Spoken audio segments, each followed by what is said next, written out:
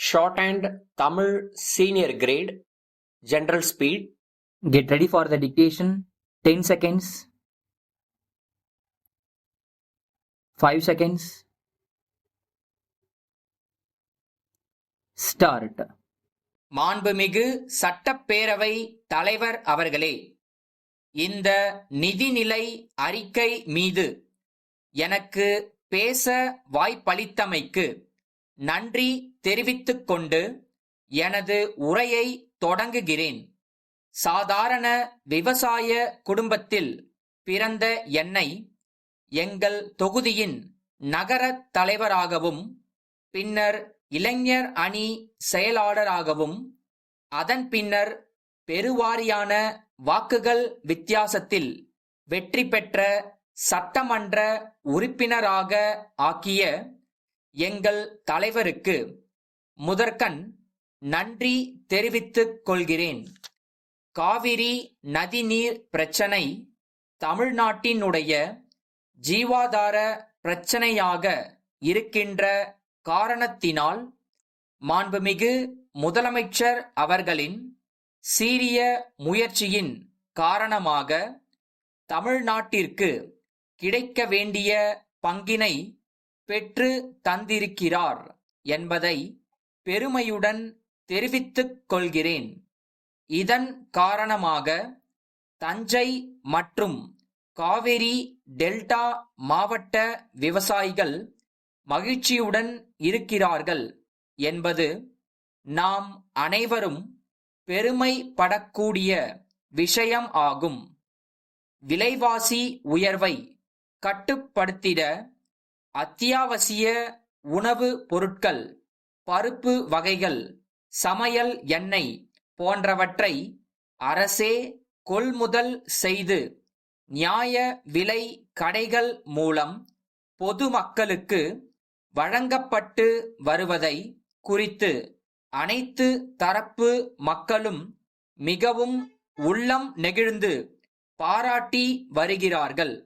இதன் காரணமாக விவசாயிகளுக்கும் நல்ல விலை கிடைப்பதுடன் பொதுமக்களுக்கும் நியாயமான விலையில் தரமான பொருள் கிடைக்கிறது என்பது உண்மையிலேயே உவகை அளிக்கும் விஷயமாகும்.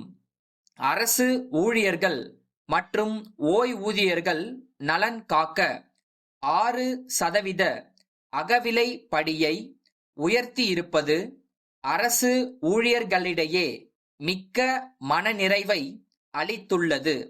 மேலும் இந்த அகவிலை படியானது முன்தேதியிட்டு ரொக்கமாக வழங்கப்பட உள்ளது. இந்திய வரலாற்றிலேயே முதன் முறையாகும். அத்துடன் பண்டிகை முன்பணம் 1000 ரூபாயிலிருந்து 2000 ரூபாயாக உயர்த்தி வழங்கவும் ஆணையிடப்பட்டுள்ளது.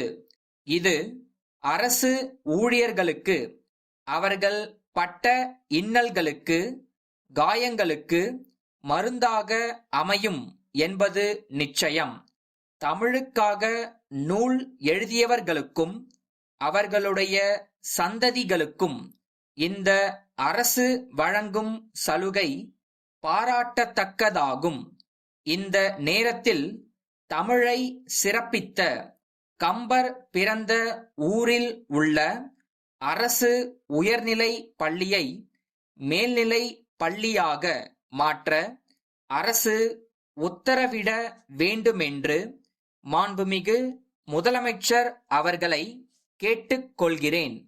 பாதாள சாக்கடை திட்டம் ஒவ்வொரு பெரிய நகரத்திலும் தற்போது நடைமுறைப்படுத்தப்பட்டு வருகிறது.